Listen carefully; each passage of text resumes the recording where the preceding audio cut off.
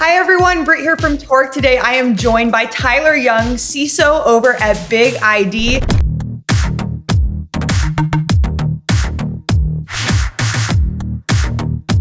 Tyler, let's kick this thing off by telling us a little bit about yourself and BigID. Yeah, thanks for having me, Brittany. I appreciate this. Tyler Young, Chief Information Security Officer at BigID. I've been there for 2 years. Prior to BigID, I was at Relativity for almost 4.5 years, where I was responsible for building out and scaling the security program. Prior to that, I was at Zurich Insurance. And before that, some consulting firms, and had a stint while in school or in university with the US government. So kind of all the different sectors, now focused in hyper growth tech. Tyler, walk us through your automation journey with BigID. Yeah, so the automation journey at BigID is kind of two parts. One, it was bringing in the right technologies that were feeding the right telemetry to our security operations or our security engineering teams. And then it was, we don't want to spend a ton of time building out these large, elaborate SOCs because it's two things. It's a time waste and a money drain in some cases, but then also it's not really the work that security engineers want to work on. We talk all the time as an industry about burnout, and there's a lack of people for the jobs. And I think the SOC in some capacity is a large part of that. And people want to work, people want to build, people want to work on the fun things, the solving really critical problems, and looking at alerts all day and solving really remedial workflows that can be automated is not bad. And so that's why we invested in Torq. We leverage Torq for a lot of our, we'll call it level 1 and level 2, the phishing aspects of what, BigID is doing is fully automated. A lot of our, suspicious activity around user accounts, resetting passwords, a lot of the level 1 and 2, I guess you'll call it, that stuff's all automated for us. And we're leveraging Torq for that. But yeah, so the automation journey here it's really, we built it from scratch, leveraging Torq. Tell me, what was life like for you as a CISO before using Torq Hyperautomation? So I think I had Torq within 5 months at BigID. So I won't really speak to BigID without automation or SOAR. But in my last role, we had a different SOAR platform. Won't name the name, but it really took an entire team to operate and to manage it. And I'm talking 6 or 7 people writing automation framework playbooks and writing threat detections in the platform. And so yeah, it was a $1 million plus program that revolved around people that needed really good development skills, of which I personally think we could have been using those resources to build really cool things, whether they were homegrown security solutions or leveraging open source that we could then offset some other security costs. And so I think a lot of places are leveraging these really robust SOAR capabilities, which do have great capabilities, but they require a significant headcount, a lot of funding, and a really high talent to write code, almost at the same level as some developers are writing. How would you compare Torq Hyperautomation to some of the SOAR offerings you've seen in the past?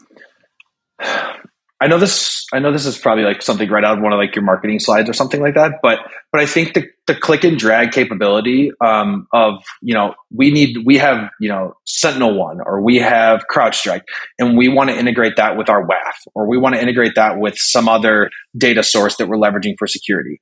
Not having to write API connections and build connectors for all these different aspects like you'd have to do in your traditional SOAR platforms, being able to just click and drag because Torq or those third-party providers have already built Torq connectors and Torq integrators, that makes our job so much easier. So I can do the same thing with 1 or 2 security engineers that we could do with 10 when they're having to write these things manually.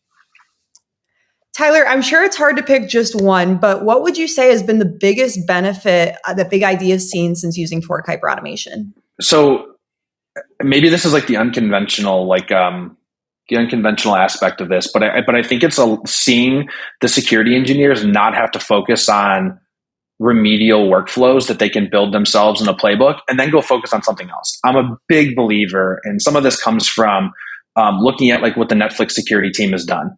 I'm a big believer in how can we build security solutions, leverage things off the shelf when possible, but how can I free my team up to work on building really cool either products, building and leveraging open source. And so I want to free them up to do that. And Torq allows them to take the remedial workflows, take those things that are just kind of very rudimentary tasks, automate those. And so they can spend more of their time building. And that's what I wanted. That's what I tell my team all the time. It's let's enable ourselves to be builders. So that's kind of the mantra here. Perfectly said. What advice would you give to other CISOs who are considering Torq Hyperautomation?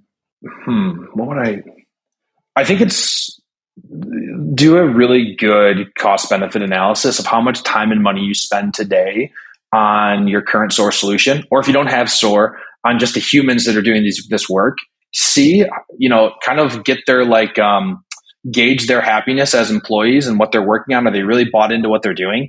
And if not, maybe it's a place where you can, leverage something like Torq and hyperautomation to kind of offset some of that so that they can work on the things they want to be working on. And I think there's enough insecurity. There's already this job shortage. We talk about it all the time. Why not allow people to work on the stuff that they want to work on? Because you can leverage automation or hyperautomation in this case to kind of offset some of that so you can free up those analysts to do things that are more meaningful work. Couldn't agree more. So let's zoom out a little bit. What would you say? Give me your thoughts on the future of AI in security. In a perfect world, the entire SOC is autonomous, where that's basically, I envision this, and I don't know what's happening yet. There's a ton of startups that are in the space. And I think even Torq with some of the Copilot built in is going to accomplish some of this. But I think there's a place in time where all the alerts, all the telemetry is going to some type of autonomous agent that's leveraging AI in some capacity. It's able to understand the attacks that are happening in real time. So that's the part that's lacking today with AI. A lot of it's trained off of historical data. But if you could take in threats and attacks that are happening in near real time, based off of intel reports that are being written, based off of the latest breach that's happening, based off of like honeypots and research that's happening, correlate all that in real time, and provide like next generation real time feedback on alerts. So you have threat detections that are happening and updating in real time, the ability to block and respond to those in real time, while you have your entire security team focused on building solutions that are more custom tailored to your needs. That in a perfect world is where I see AI going, and how would I see it enabling security teams. Awesome. Tyler Young, CISO over at BigID. Thank you so much. Awesome. Thanks, Brittany.